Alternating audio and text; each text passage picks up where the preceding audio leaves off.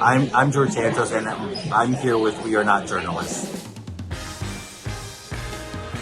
Coming up on We Are Not Journalists. If you're making $20 an hour to work at a fast food restaurant, right? Is that six figures? Are you making? No, you're making 40 grand. 40 grand. So you have been a progressive in Texas for a while. Your team actually tells us that you're like if Beto O'Rourke was capable of winning an election. How do you feel about that? Yeah, I am surprised my team said that. Everything is dark except for the horizons, which has this like little orange light, and it looks exactly like it does in the photos. You have the corona coming around the moon, which, by the way, Earth is one of the very few planets in the entire universe where this is possible because the moon happens to be the right size and is at the right distance to occlude the sun in this perfect little corona. And they're saying that like in 100 million years, that's not going to happen anymore because the moon is slowly drifting out of Earth's orbit. That's it. I gave you 45 minutes to talk about the eclipse. We're good. But we get it. We get it. You traveled to the path of totality. Yeah. And when you saw it, it was beautiful. Like, I mean, I said at the beginning of this conversation, I was like, I'm giving you 45 minutes.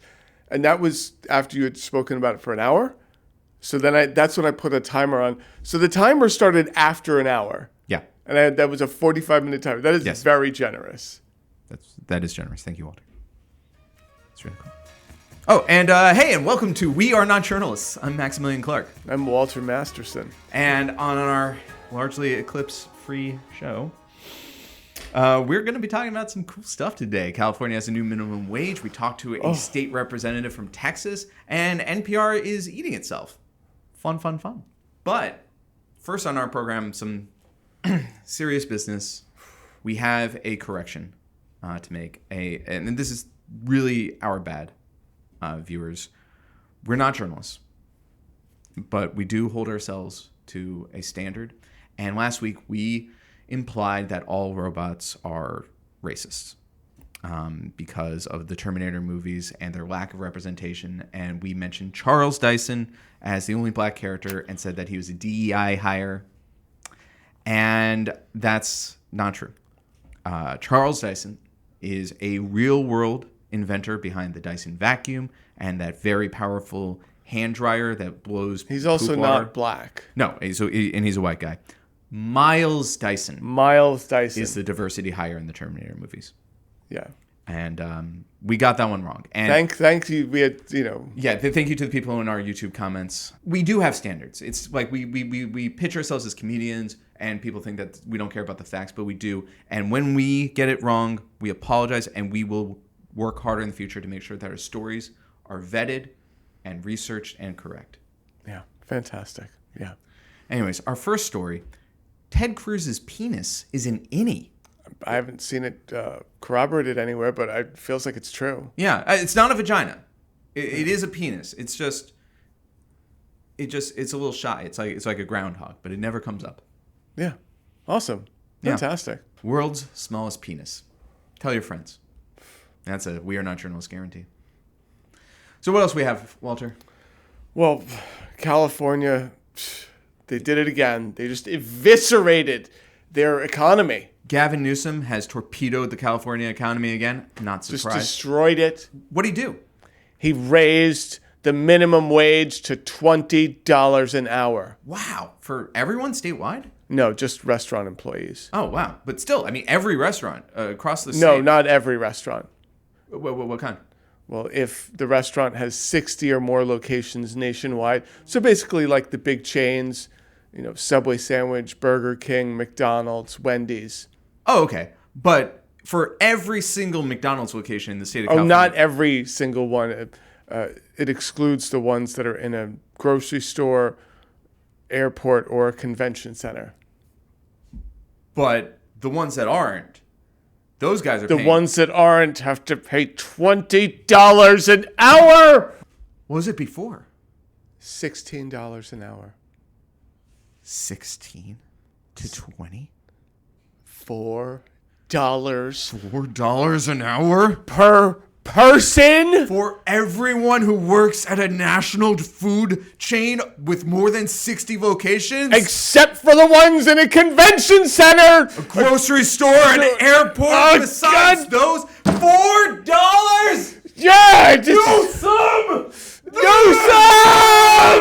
It's just.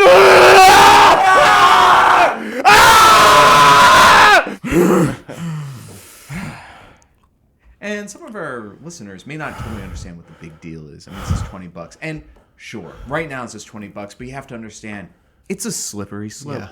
It's mission creep. It's the domino effect. It's chaos theory. Yeah, it's just like Jurassic Park. Yeah, a butterfly flaps its wings into China, and then they're hiking the minimum wage up to $20 an hour for major food chains. Oh my God. And don't take it from us. We have brought in an expert. An expert. Jesse Waters from Fox News was on a podcast, and he was talking about this issue and why it matters so much.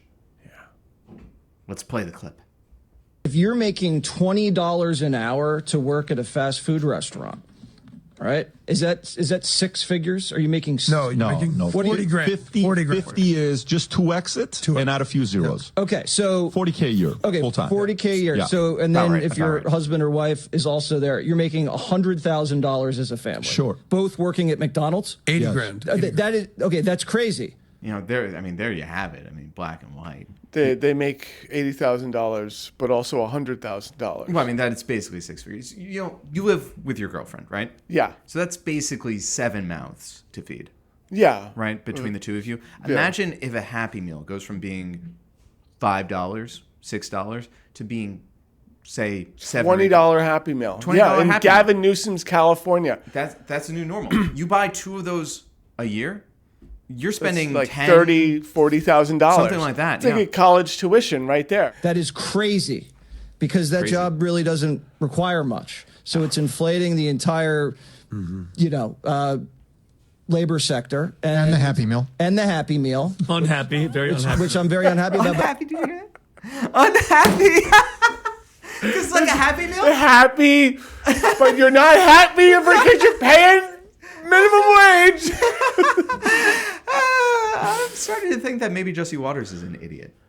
Wait, you mean the guy who thinks that $20 an hour equals $100,000 a year? Yeah, the guy who thinks that 40 times 2 is 100. That guy may not be as smart. When he finds out it's not 100, he's still mad. Yeah. That guy? Yeah, that guy. And like, there obviously, like, there's the obvious reasons to be annoyed by this perspective, like the historical one that you think someone should be doing that job. It's just that person should live in poverty. Well, it's to get a better job. It's like he thinks that person should get a better job, and then the person that replaces that worker should live in poverty, but they should also get a better job. There's that perspective, which is annoying. The idea that 2 people working 40 hours a week without breaks for an entire year, No breaks. like, barely get to spend a third of their income on rent, Yes. right? If they have a 1-bedroom apartment together. Yeah. Yeah, so that's annoying, obviously. But I think the thing that really bugs me is the fact that he does think that $20 an hour is like 6 figures, because that's what he thinks a poor person makes. Yeah, like he thinks his maid makes like $150,000. Yeah, exactly. Like, it's just like, oh, yeah, well, the teachers, I don't know why they're complaining. Like, you know, people are complaining that they can't afford rent. I mean, like, that's them just buying chai lattes. Yeah. You know, that's the thing that really irritates me. It's just how out of touch all these people are, and they have such a platform to say they're not. Also, props to the other people in that video correcting him on basic math. Yeah. And they're like, wait, we agree with you. Yeah, we don't want to kill the vibe. Yeah, but they're like, 40 times 2. We got it. We can't let them. They're like, we have to do 40 times 2. They're like, yeah, 4 times 2 is 8. They're like, you know, Jesse, we gotta. it's 8. You're like, keep going. Poor Keep people going. We're still need. laughing. Poor Yeah. people should die, but 4 times 2 does equal 8, Jesse. and they do it twice. He's like, Yeah. so then he's like, so it's 40,000. Okay, right. So it's like but so 100,000. 4 times 2, that's 100,000. They're like, no, that's still not 100. Like he was like, well, what's 100,000? Guys, you're ruining my soundbite. You're ruining my soundbite. But Max, in all seriousness, Yeah. this might be good for the workers, Sure. but what really screws over is the small business owners. No, but no. Remember, because this only applies to national chains, 60 or more stars. If you have a small business, you pay the normal 16.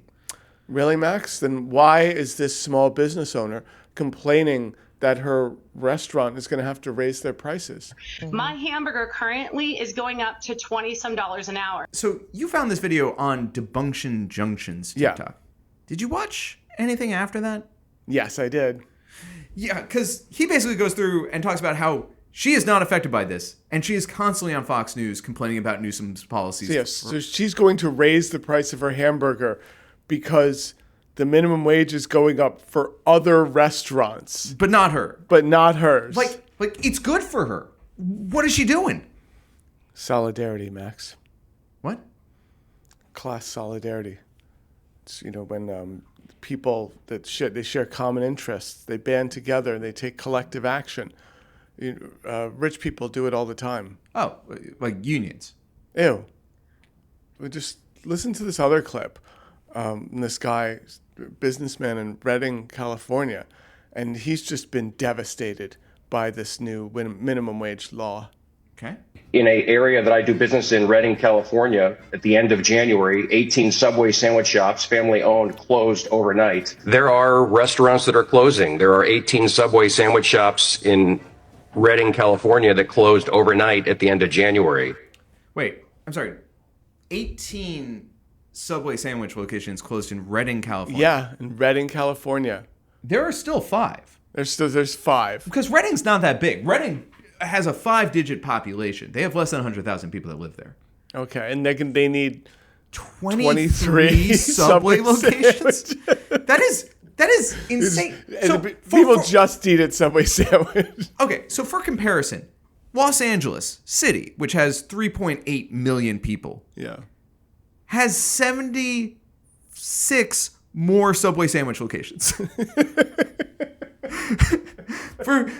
for almost 4 million more people. They're like 76. Redding, California, like 90,000. They're like, we need 23 Subway sandwiches. We need one for every single, in the future that Subway dreamed of, they wanted a 1-to-1 ratio.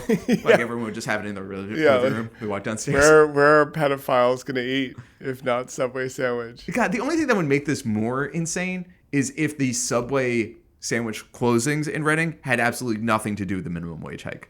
That'd be interesting if it had nothing to do and the guy was just making it up. Yeah. Can you imagine? That would be hilarious. What did Debunction Junction have to say about that? I don't know. But I got a question. Is this really about the $20 an hour law when it took place months before it was going into effect? Nope. As it turns out, Scott was lying. As this story from 3 weeks ago says, Delight Foods leadership sued over mismanagement of Redding subways. And in the story's first paragraph, it reads, a lawsuit has been filed against the leadership of Delight Foods Incorporated from shareholders alleging they've mismanaged or even embezzled over $1 million the shareholders invested. Delight Foods is the company that owned the 18 Subway franchises that closed down several months ago. Okay. So the people that own these Subways stole $1 million because of the minimum wage.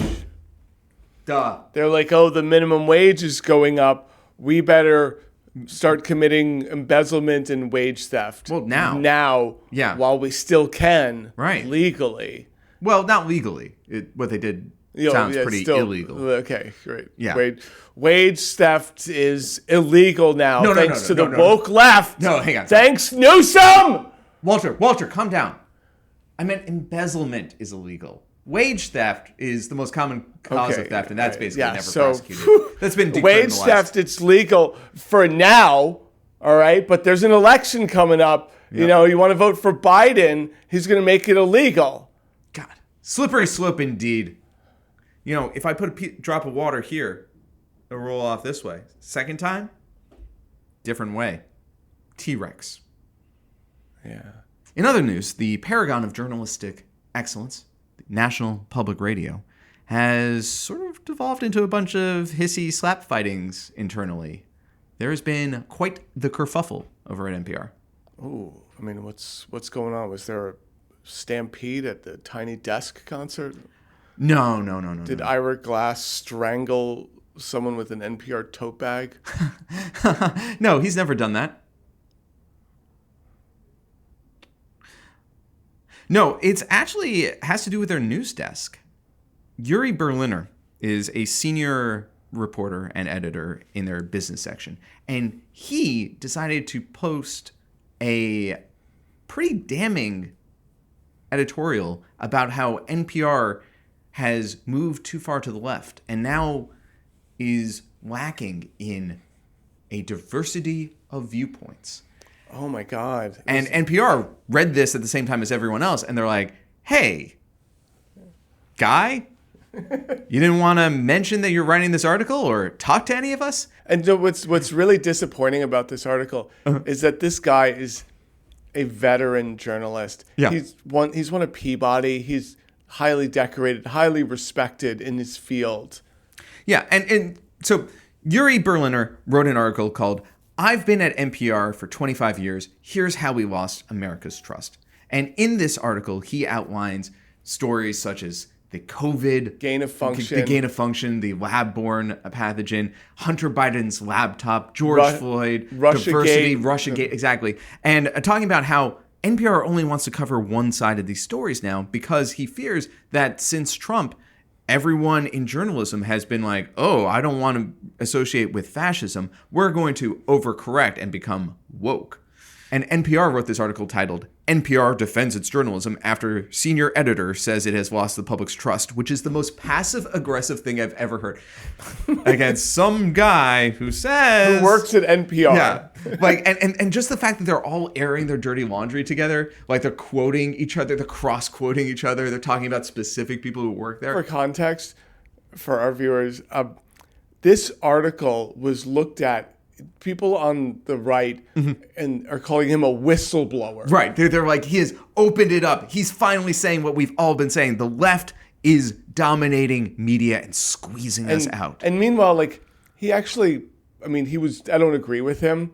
But you look at the end of his article, it's just like, well, we shouldn't defund it. There should just be change that comes from within. Yeah, I like working there. It's just I think we need to hire a couple of more Republican correspondents. Yeah, and I feel like he comes from that old type of thing where it's like, we need to just listen to like two different people with opposing viewpoints. Right, for balance. Yeah, and he wrote this article with Barry Weiss's, this is like the intellectual dark web person who thinks that Ben Shapiro and Jordan Peterson, they deserve a seat at the table. Yeah, right? They deserve a seat at the table for sane people. How can people make an informed decision if they don't get viewpoints that they disagree with? Which is fair. And this is honestly something that I think is worth talking about because you want to hear what the other side is thinking. You want to hear different perspectives, different ways to approach topics. But it's not presented as legitimate.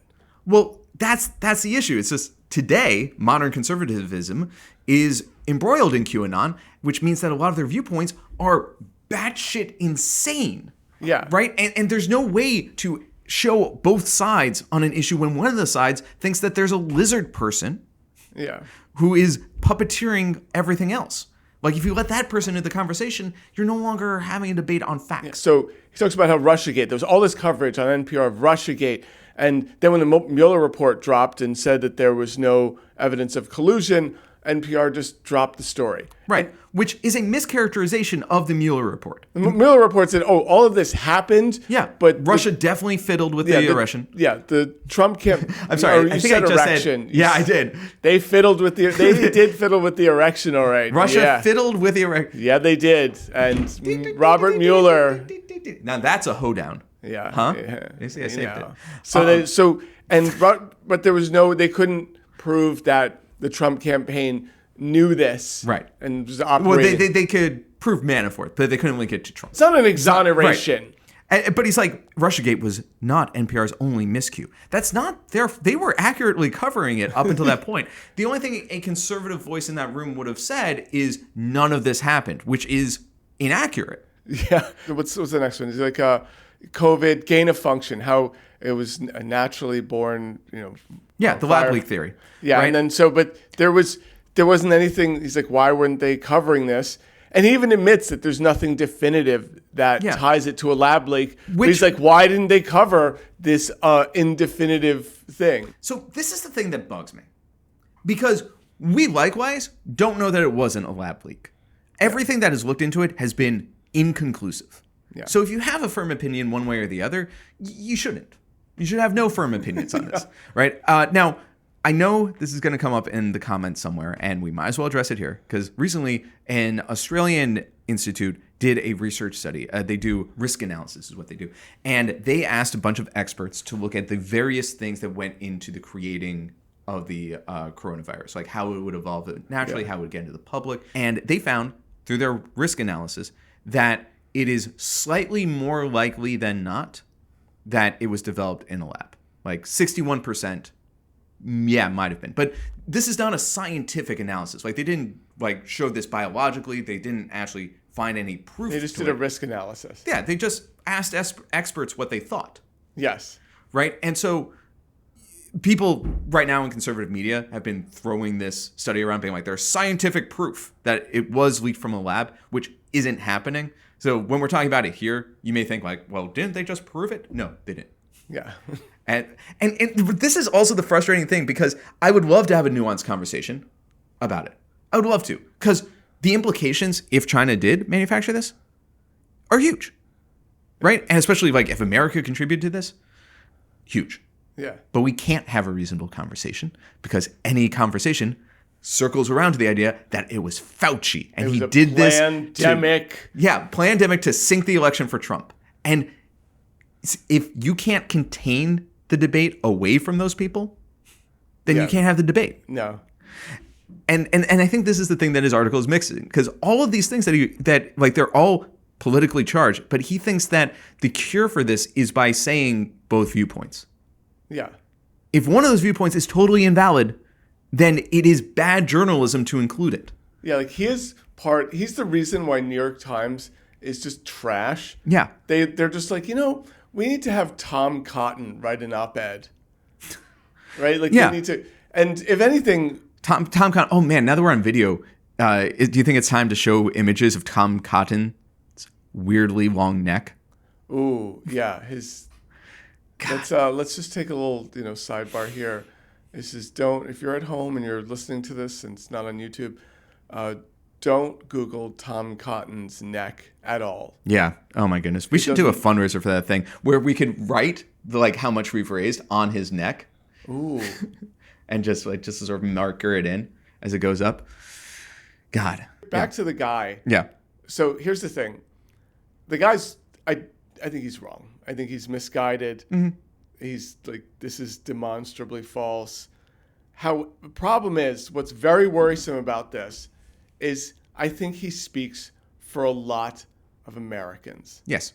And he is absolutely the reason that people will go to Trump, because they go, the left has gone too far. It's this same narrative of the left has gone too far. Right. And another thing that really bugs me is after trashing the DEI programs, and he really goes into it for a while about how they're bad and how it's annoying, and there's a lot of implicit stuff about how it's ruining the culture at NPR.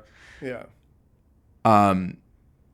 The NPR rebuttal article has Fernando Alfonso, senior supervising editor for digital news, saying that as a person of color who has often worked in newsrooms with little to no people who look like me, the efforts NPR has made to diversify its workforce and its sources are unique and appropriate, given their long-standing lack of diversity. These efforts should be celebrated and not denigrated, as Yuri has done. And then they asked Yuri about it, because he's sitting right there. This guy submitted this from his desk. At the place where they all work. Employee. Oh, yeah, of course. Because they're not going to fire someone for a difference of opinion. They, in fact, quoted him. After the story was first published, Berliner contested Alfonso's characterization, which must have happened with just yelling across a cubicle, saying that his criticism of NPR is about lack of diversity of viewpoints, not its diversity itself. I have never criticized NPR's priority of achieving a more diverse workforce in terms of race and sexual orientation. I've not denigrated their diversity goals. That's wrong.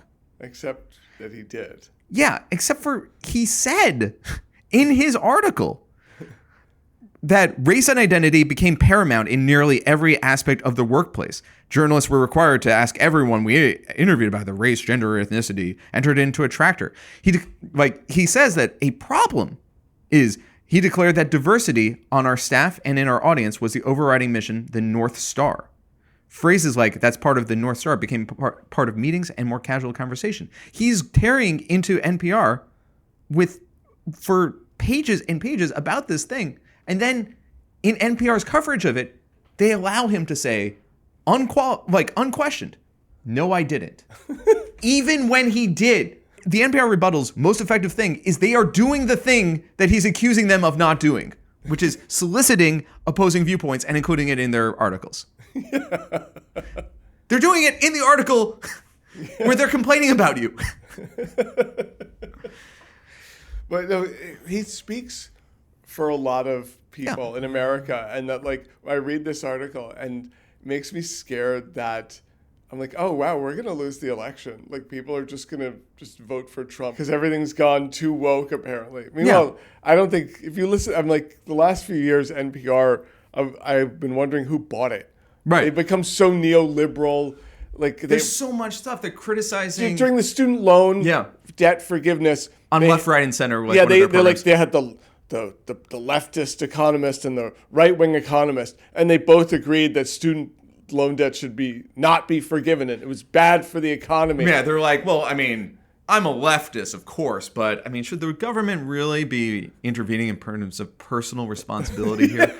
Like, I was like, this is okay. You're not. In articles where they talk about Trump, they still are treating him like 2015 Trump, where it's just like this funny guy, day one dictator. Oh, he's just saying silly rhetoric. What does this mean? Like, they're not out there.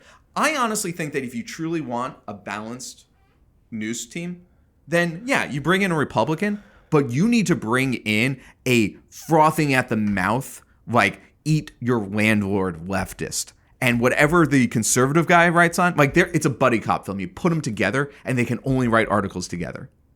Like you need someone who is a leftist. Yeah, no, I mean, right? Property is theft. Next to the free market guy, and you tie them together by the elbows, and they have one keyboard between them.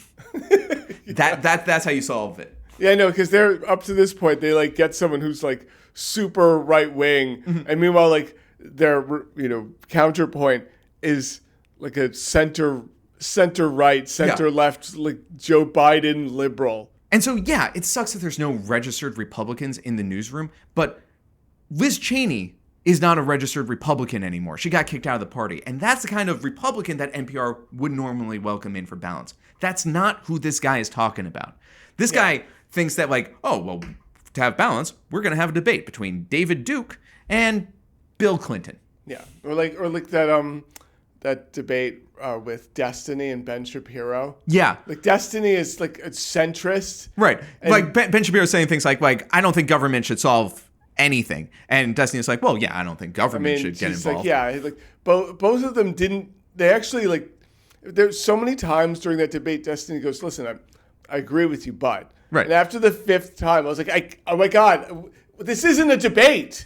Like what? Yeah. What? Like, why did Lex Friedman think this is a debate? Well, it was a debate in the sense because Ben Shapiro would go so far off. He was just like, kids in school do not deserve air conditioning. Why are we spending money on that? Do you know what they need? They need a 2-parent home. And Destiny would be like, we could give them air conditioning.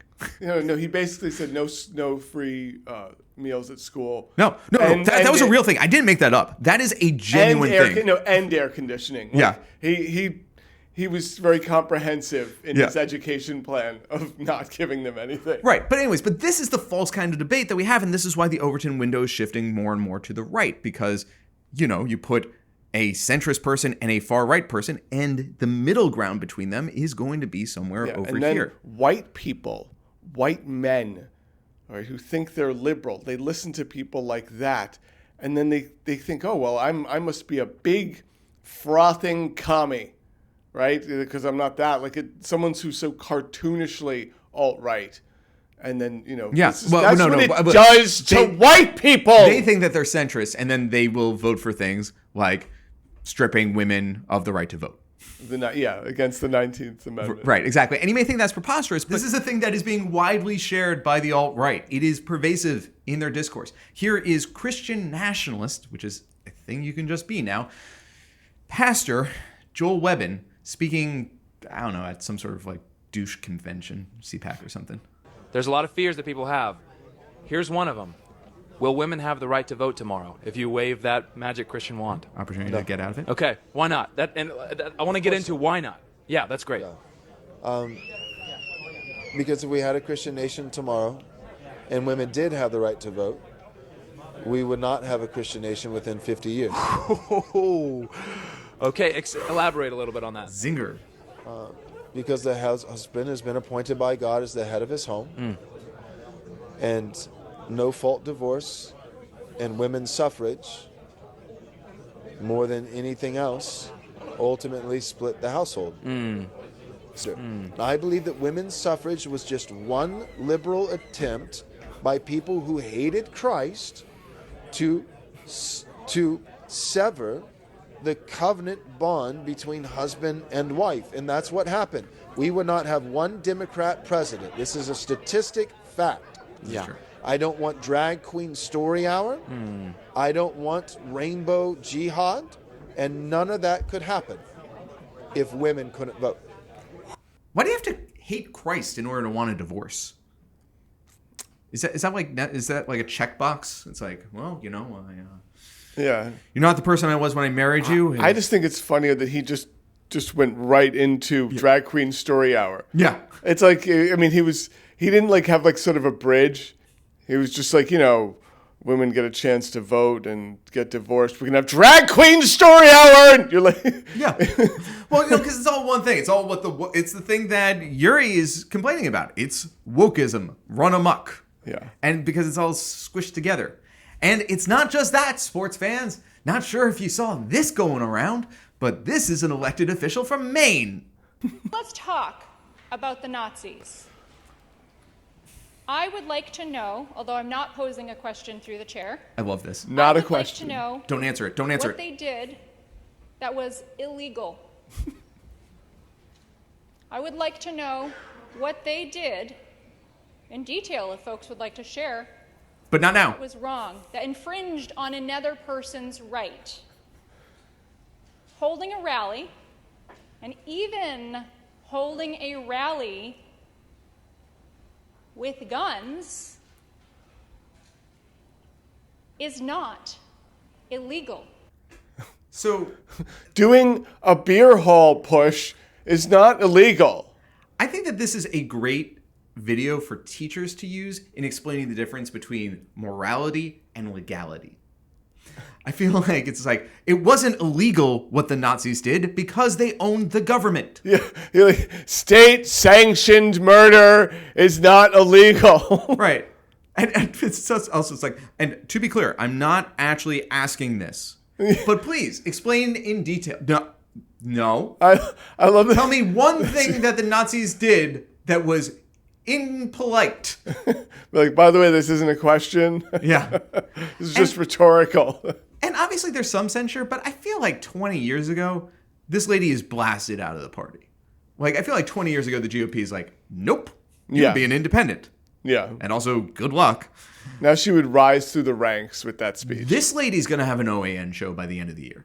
Yeah.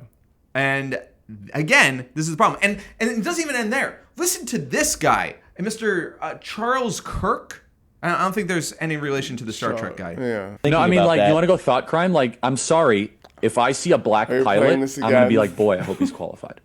Well, that's the you wouldn't have done that. You're going to play this every week. Yes, Walter, every week.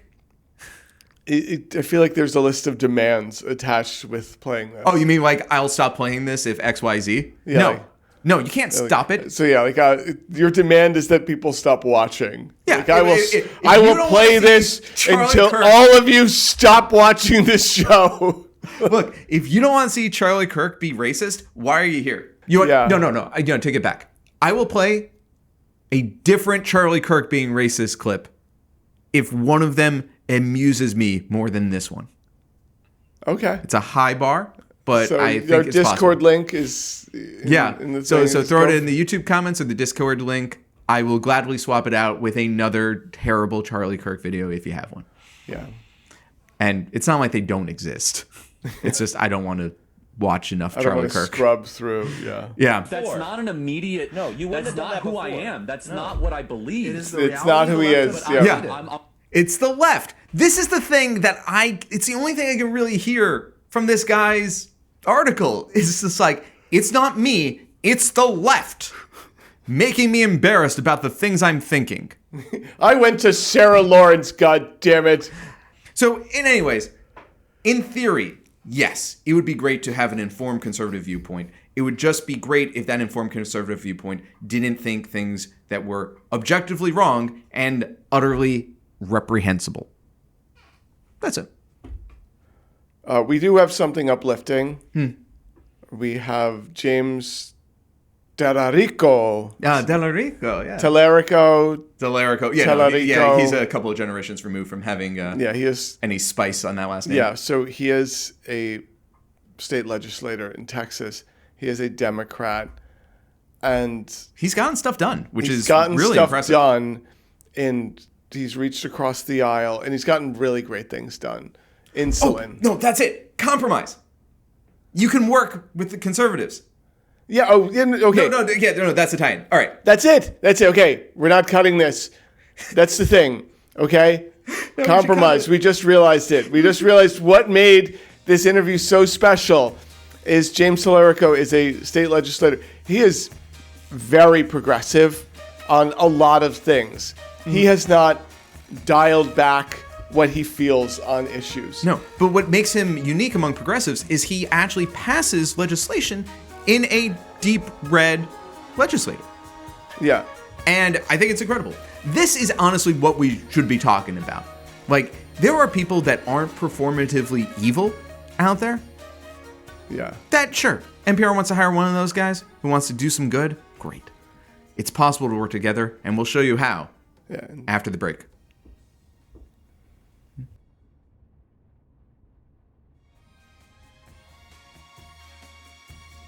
Welcome back to We Are Not Journalists.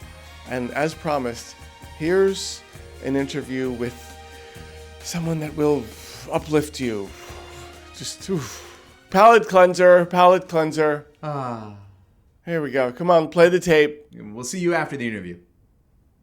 And during the interview. Well, we won't see you ever. You get it. But you'll see us. Stop. And welcome back to the show. With us, we have a representative from the Texas State House, which is wonderful state of Texas. Wonderful, the Lone Star State. Yeah, the Lone Star State. Yeah, the Republic of Texas. This is James Talarico. That's Talarico right. or Talarico? How do you? Talarico. I guess if you're a telemarketer, it's Talarico, but we all. Yeah. And this is so weird because you're in the Texas House. That's right. I don't remember seeing you at CPAC. Yeah, we were at CPAC. We met, a lot of conservatives, and we did not see you. I know. I think my my invitation got lost in the mail from CPAC, but maybe next year. Man, that's so weird. So how long have you been a Republican? Well, unfortunately, I am a Texas Democrat, and I have been since I was about 5 years old. So it's been a long time in this party. Okay. Hang on 1 second. And I gotta say, it is an honor to have you as part of our show. We have to fire a booker. What the fuck is this? I didn't know. I just saw you. It's from Texas, right? Okay. We're supposed to. What the fuck? Okay. Hey. Anyways, it's great. What do we call you His Majesty or? Yeah, you can just call me the Honorable. The Honorable. Honorable James Talarico. The Honorable James. That works. So you have been a progressive in Texas for a while. Right. Your team actually tells us that you're like if Beto O'Rourke was capable of winning an election. How do you feel about that? Yeah, I am surprised my team said that. But I've been in the Texas House for 3 terms now, and even though I'm on the progressive side, I've been able to work with my colleagues to get a lot of stuff done. So pretty effective for a Democrat in Texas. And you were actually responsible for helping to cap the price of insulin in the state of Texas. That's right. Tell us about that. That's right. So I'm a type 1 diabetic myself. Actually discovered that I had this disease in my first campaign for the seat. I was trying to flip a red seat to blue. It was a district that had voted for Donald Trump 2 years before I ran. And I was trying to get attention for my campaign. And so I decided to walk the entire length of my district from Round Rock, Texas to Taylor, Texas, which is about 25 miles. And I walked the whole thing on foot and held town halls along the way. About halfway through the walk, I started to feel fatigued and nauseous. Actually threw up before the second town hall. My team and I assumed that I was just dehydrated. So I just drank a lot of water and kept going. When I got home, I fell asleep and I stayed asleep for 36 hours. And my family got concerned and took me to the ER. And it turned out that my blood sugar, I don't think I'd ever had my blood sugar tested before, but it was 10 times the normal limit. And I was in a state of diabetic ketoacidosis, which leads to coma and death without insulin. And so I'm lucky to be alive, thanks to the nurses and doctors at the hospital here in Williamson County. That is such a high. Like, were you chugging apple juice every how? I actually, they think that the disease manifested itself a few weeks prior to that walk.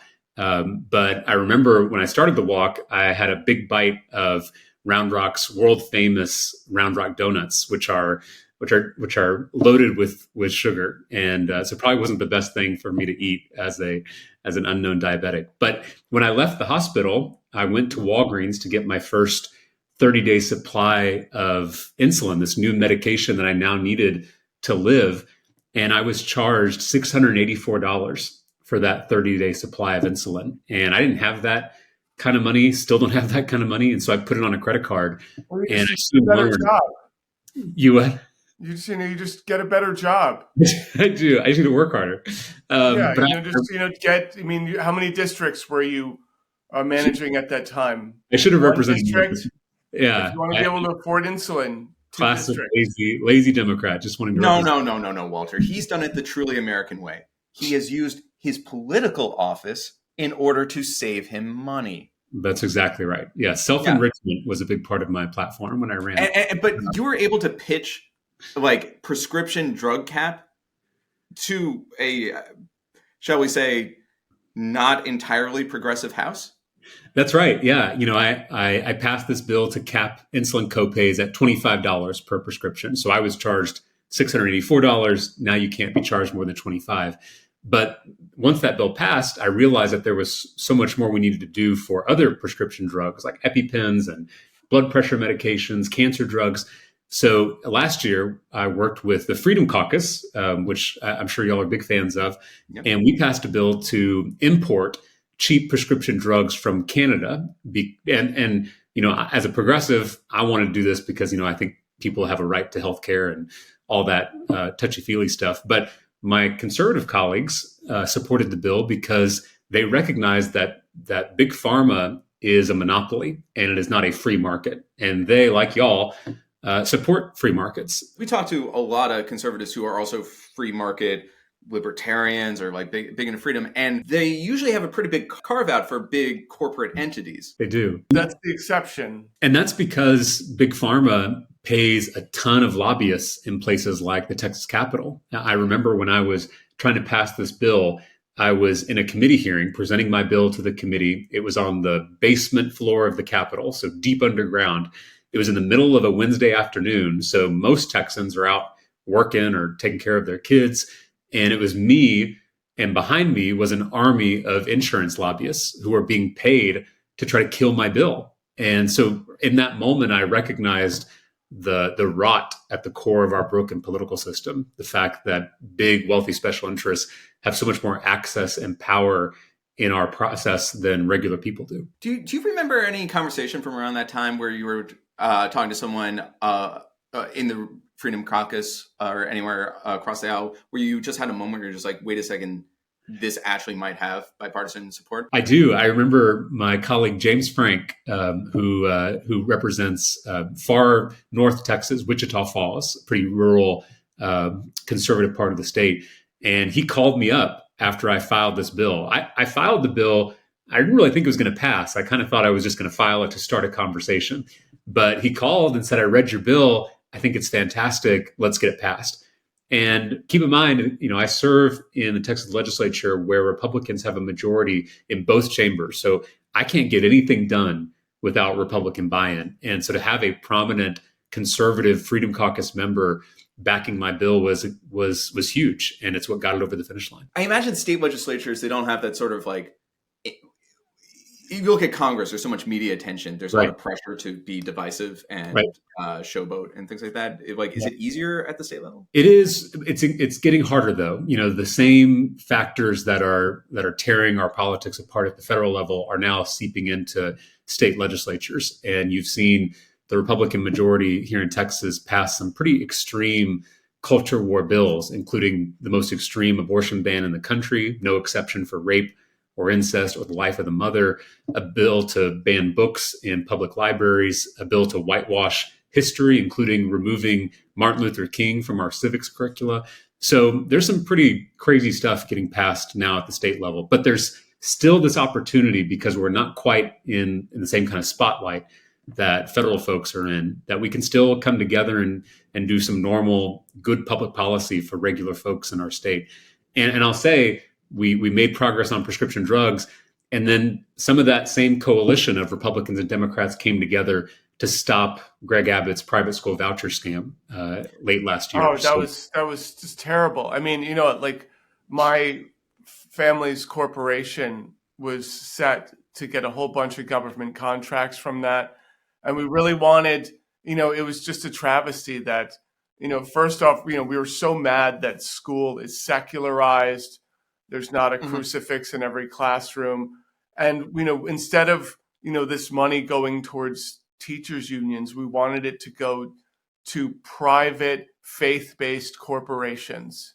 I think as conservatives, y'all will agree that we shouldn't be giving our hard-earned tax dollars to private institutions with no strings attached. There's nothing conservative about that. I don't know that you've followed conservative politics, my friend, because giving completely no string attached deliveries of money is essentially all we do to corporate America. Yeah, I mean that's kind of the free market.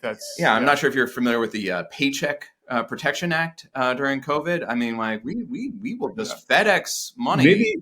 Maybe I'm talking about an older Republican Party or the original sense of the conservative movement. Because no, that's pretty woke now. Reagan is woke. You admit that there are some good private schools. So what if we took everyone in the state of Texas and we put them in those same 2 or 3 private schools? A few problems with that. One is that a majority of the counties in Texas don't have a single private school, so there's simply not enough supply to serve all 5.5 million Texas school children in the state of Texas. Sure. Second, private schools can deny admission to any kid for any reason they want. And I don't have a problem with that. I don't want to interfere with private schools. Now, if they start taking taxpayer dollars, then we have to start having some kind of accountability for those taxpayers.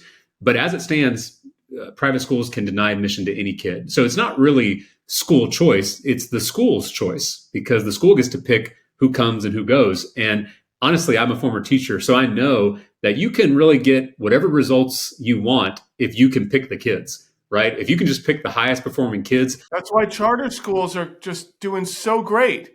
Yeah. I mean, all of the charter schools that my family's corporation runs, it's perfect. Yeah. There's sort of these kind of people that are like, and they're going to bring the test scores down. So we kind of, we don't kick them out per se. We just sort of, kind of isolate them, harass the parents a little bit until they leave the school. I mean, you only take college-bound seniors with high SAT scores in those charter schools, yeah, right? And we recruit from, very, upper middle class neighborhoods. And those students who are already going to Harvard end up going to Harvard.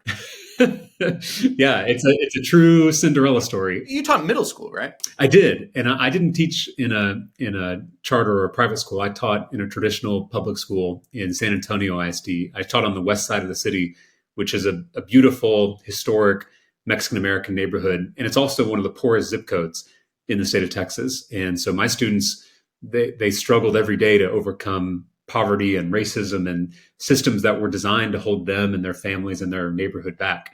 And so I saw firsthand, how these unjust systems, whether it's an inequitable education system or a broken criminal justice system or an unfair healthcare system, conspire to hurt poor and working class people in the state of Texas. And that's part of what motivated me to run for office and what motivates me to fight back against these voucher scams, because all it's going to do is take those hard-earned tax dollars out of our public schools that are already underfunded as we speak, and giving them to wealthy families on the other side of town so they can get a discount. Yeah.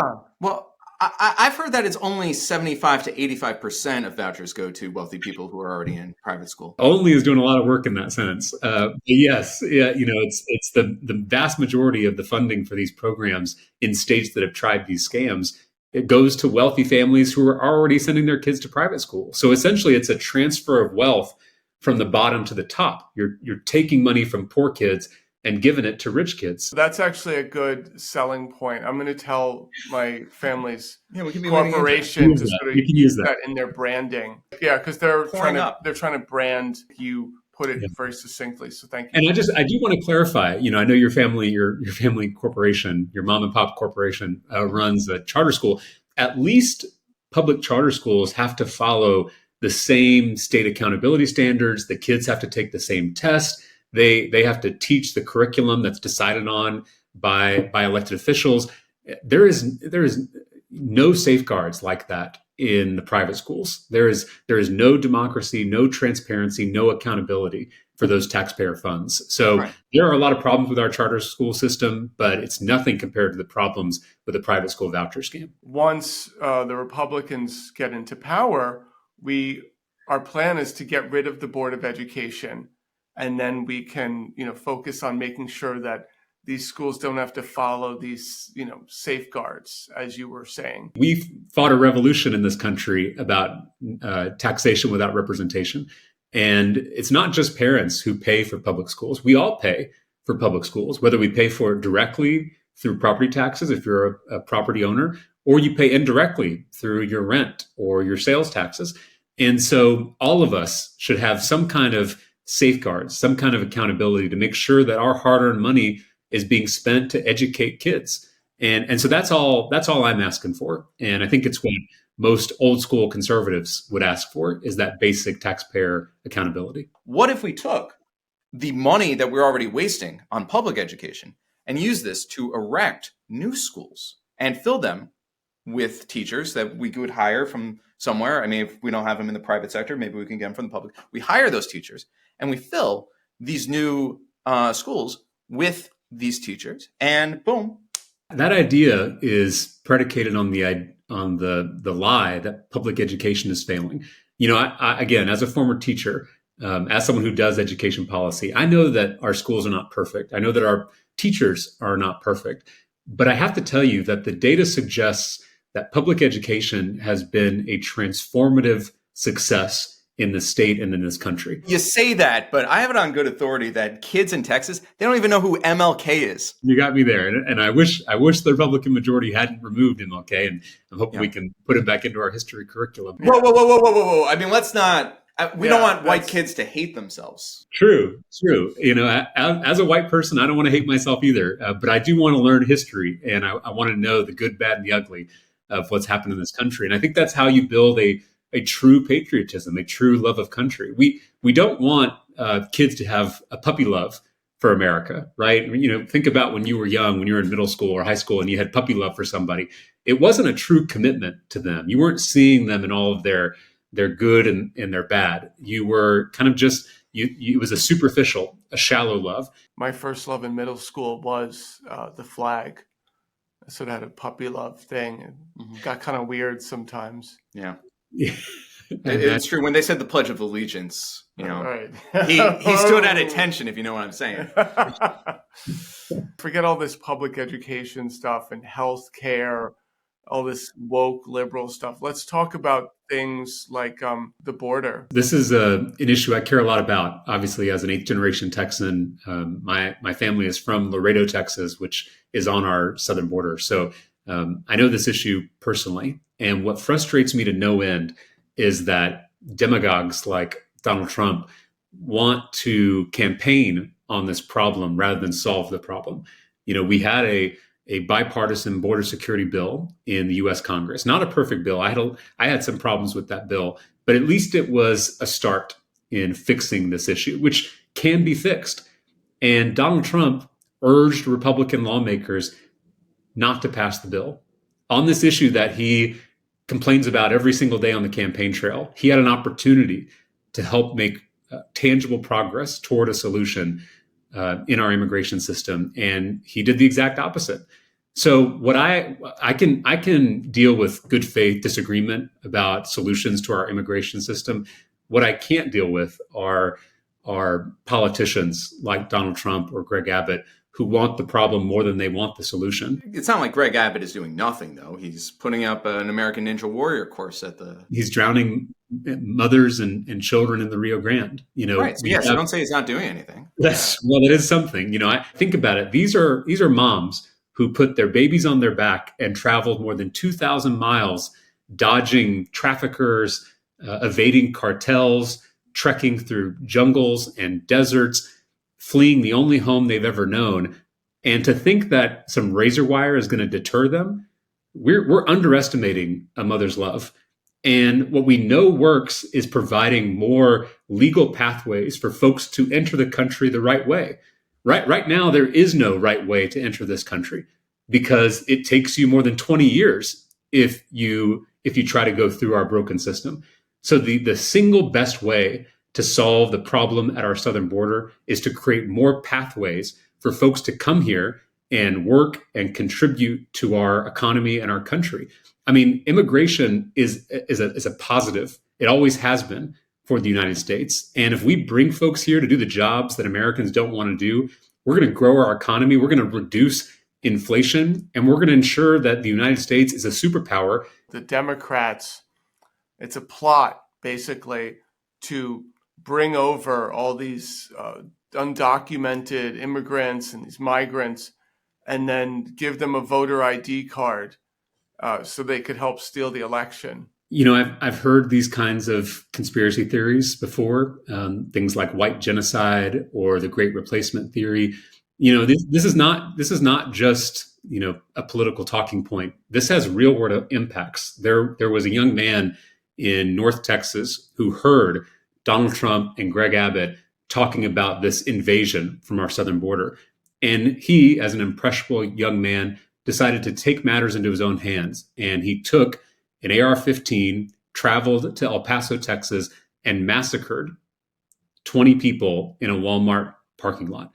So this kind of rhetoric has a real world impact, and it endangers not just migrants, but it endangers American citizens like the ones in that parking lot in El Paso. And I'll just say that the best way you can debunk this myth is that a lot of immigrants are conservative. They're socially conservative. They're culturally conservative. Many of them are economically conservative. A lot of them are small business owners. These immigrant populations, if they eventually become citizens of the United States, are a prime target for the Republican Party if they would just appeal to them and try to earn their votes rather than demonizing them and calling them animals and calling them criminals and saying that they poison the blood. What would we have to run on? Well, I think the Republican Party, if it returns to its conservative roots, has a lot to run on. I think there is an appetite in this country to conserve our institutions, conserve our traditions, conserve our environment, right? I think take a page out of Teddy Roosevelt's book, take a page out of Abraham Lincoln's book. That's right. He was when he was talking about how we can't, Teddy Roosevelt, when he was talking about how we cannot let, these parts of the country just be infested with, these Indians and stuff. I'm not going to dunk on Teddy Roosevelt, even in jest. You take that back. Close your whore mouth. You keep Teddy out of there. So that's a pretty big if. In the meantime, have you considered the fact that Democrats love to say that these immigrants are doing the jobs that Americans don't want to do? What if one accidentally starts getting like a great finance job at Goldman Sachs? I taught a lot of undocumented students when I was a teacher in San Antonio. And I don't mean to stereotype, but a lot of those undocumented students were my best students. And I think the reason is because those kids have such a deep appreciation for America, more than I did when I was growing up, more than a lot of native-born kids have grown up, because we take it for granted. And these kids whose parents have sacrificed so much to get them here, know what a blessing it is to live in this country. And so they worked twice as hard as I did when I was in school, and some of my native born students did, because they understood what the American dream is in their bones. And those are the exact kind of people we want to bring to this country. They're going to help us grow our economy. They're going to revitalize industries across our state and our nation. And they're going to make us better, like they always have, right? You wouldn't be talking to me with my last name, Talarico, if we hadn't had Italian immigrants coming to this country in the early 20th century. I agree. We wouldn't have to be dealing with you if it wasn't for the Italians and letting them in here. If only we had Donald Trump building a wall around the Atlantic. Right. Lightning round on immigration, though, because I feel like, there's a lot of fancy talk. So cutting right to it. Immigrants. Do they pay taxes or not? They do. They actually, they're a net gain because they pay a lot in taxes. Okay. Do they commit more crimes than a normal American? They don't. And in fact, they commit less crimes because if you think about it, a lot of these folks are trying to come here to work, and they don't want to raise any flags to endanger themselves or their family. Okay. Okay. And do they vote? Is this why Biden won the 2020 election? They don't vote, and because of protections that we have in our election system, there's no possible way for them to vote. But what about them getting access to social services? The reason that they tend to be a net benefit is because they pay so much in taxes and don't get as many social services that they're not even eligible for. In fact, some folks think that the reason Social Security has been able to kind of right the ship financially in recent years is because of undocumented immigrants who are able to kind of buoy our economy without taking advantage. This is no good. I don't think we can use any of this because this is making it seem like the Republican case against the southern border is just all hype and no substance. I do think there's always a kernel of truth in what anyone in politics says, even when it's covered in racism and in pandering and lies. The kernel of truth is that we do have a broken immigration system, and we do have a problem on our southern border. And I want desperately to fix that. I'm against chaos on our southern border because I care about our border communities. I care about my state. I care about my country, and I care about migrants. So I don't want chaos. But what I do know is that the only way to truly fix this is not by drowning kids in the Rio Grande. That doesn't do anything, and it tarnishes our legacy as a country of immigrants. The only way to solve this problem is to create a lava moat. I get it. A moat of molten lava across the southern border from end to end. Right. Yeah. Some of this is pretty comical when the solution is staring at us in the face, and that is create more legal pathways for folks to come here and work and contribute. And that way we can stop any criminals or cartel members from coming into our country. We're all in agreement that we don't want to allow folks who are dangerous to come into the United States. The best way to fix that is by creating a safe, legal, orderly process where we can separate the folks who want to come and raise a family and contribute to our economy and those who want to do us harm. But what about fentanyl? This is something I care a lot about. I actually passed a bill last year through the legislature to fight fentanyl overdoses, particularly on school campuses. We passed a bill to put Narcan, which is an opioid reversal medication, on every school campus in the state of Texas. And it has already saved dozens of lives of young people across our state. So doesn't this just reward people for doing fentanyl by making sure they don't die? Yeah. Well, and here's the fact that a lot of people don't know is that 93% of the fentanyl that enters our country comes through the ports of entry, meaning it is coming in right under our nose. And because we haven't modernized those ports, we can't detect it and stop it. So I've instead of drowning kids in the river, instead of separating children from their parents, instead of putting kids in cages, why don't we modernize our ports of entry so we can stop the influx of fentanyl into our country? So to recap, you're a former middle school teacher who wants money to go to middle school teachers. You are a diabetic who wants government money to cap the price of insulin. You don't want a lava moat, even though it's proven that cartels cannot cross that. And walls. Listen, it's like I've never known anyone that's gotten over around or through a wall in my entire life. Really? Wow. They closed the door in his grandfather's house, and he died in there. Yeah. He could not get out. Condolences to your grandfather.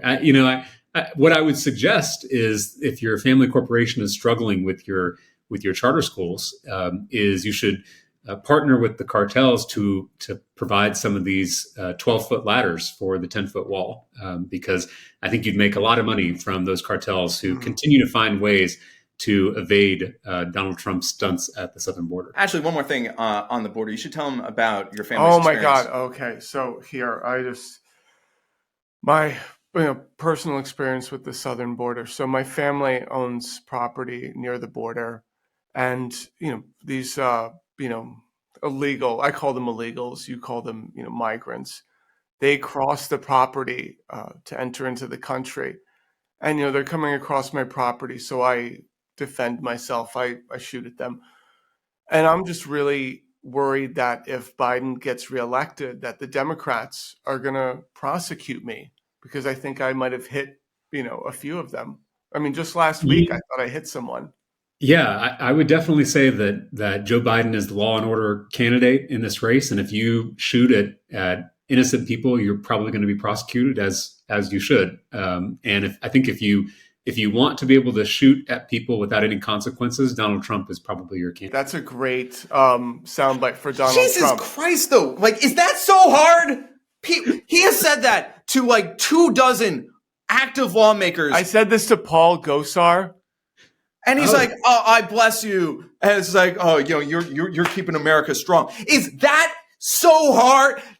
So I said this to Paul Gosar. His response was, "Say a prayer. This country needs people like you." Wow. I said this to Blake Masters, Paul Gosar. I said this to people at CPAC. I said this to people at a Trump rally in Michigan. Y'all may know that Greg Abbott has insinuated that we should start shooting migrants at the border, that we should shoot women and children on site. I mean, this is really scary terrain that we're entering as a country. And you pair that kind of language with some of the rhetoric Donald Trump is using, calling migrants animals and saying that they're poisoning the blood of our country.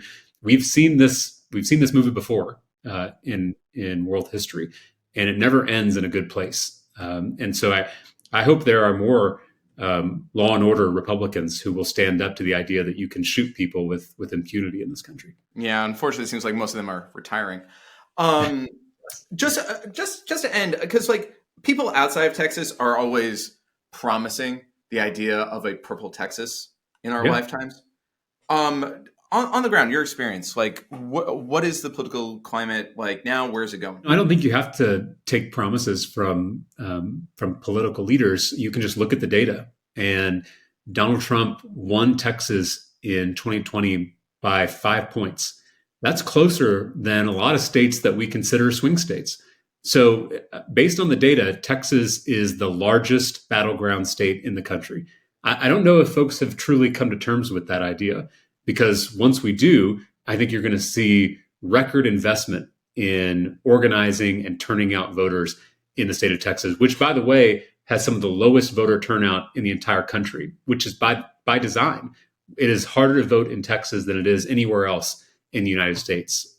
Texas Republicans have put up so many roadblocks to citizens being able to access their God-given rights at the ballot box. Yeah, you have people getting very comfortable in their districts. Yeah. Correct. Or you have what happens in New York is you have someone that knows they're not going to win as a Republican, so they just tweak their rhetoric ever so slightly. No one checks under the hood. Yeah, and then they're mayor of New York. I'm very optimistic that you're going to see Texas turning purple in the years to come, if not this year.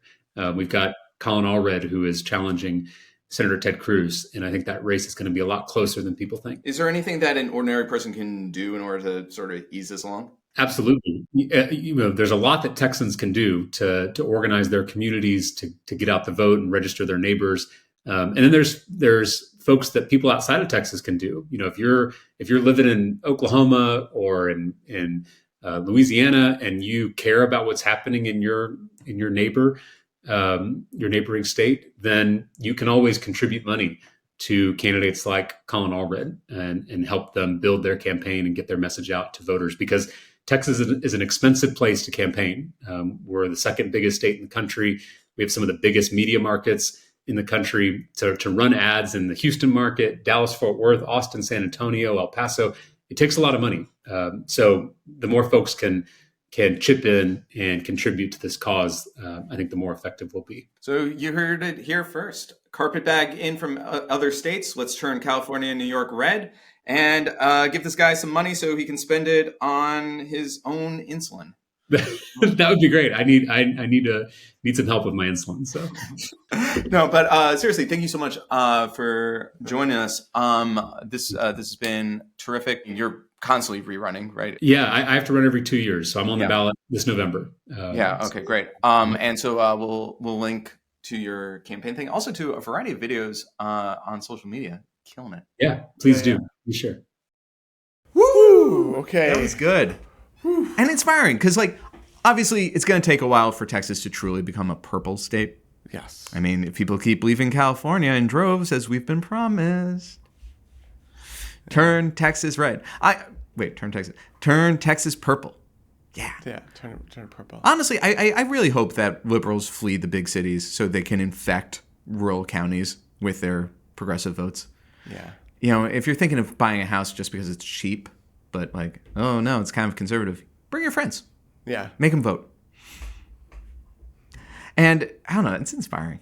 Yeah. No, that guy's a really great guy. Yeah. And he has the language and stuff that I hope everyone in the Democratic Party adopts. Yeah. Yeah, no, he's a great guy, and he's really laid out a blueprint for how to get things done in the state of Texas. And I think that there's an old friend of mine that could actually really use some of this as an inspiration. Oh, who would that be?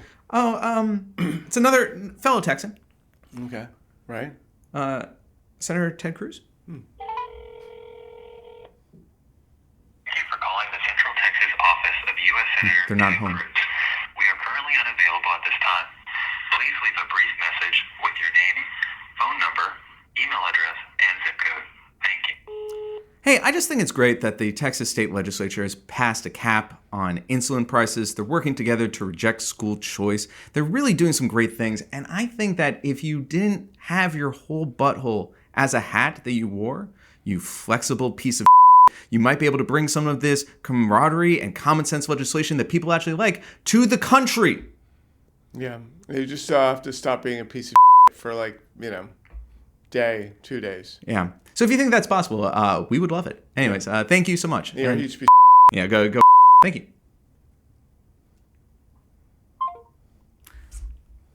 Hey, change starts with little conversations just like this. Little fireside chats. Yeah. So I think we should. That was very refreshing. So thank you for that.